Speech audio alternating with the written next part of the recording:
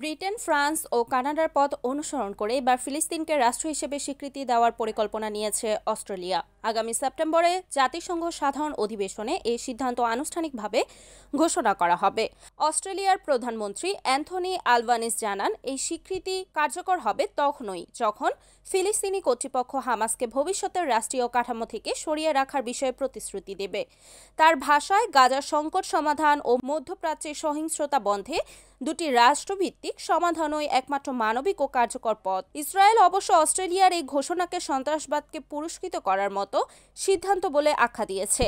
তারা বলছে, ফিলিস্তিনকে রাষ্ট্র হিসেবে স্বীকৃতি দেওয়া মানে হামাসের মতো গোষ্ঠীগুলোর অবস্থানকে বৈধতা দেয়া।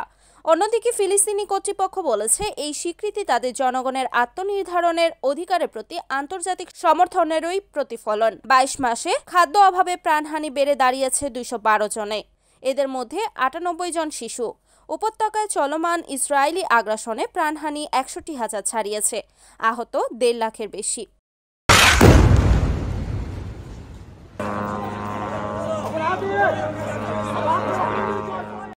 Desk news, NAN TV।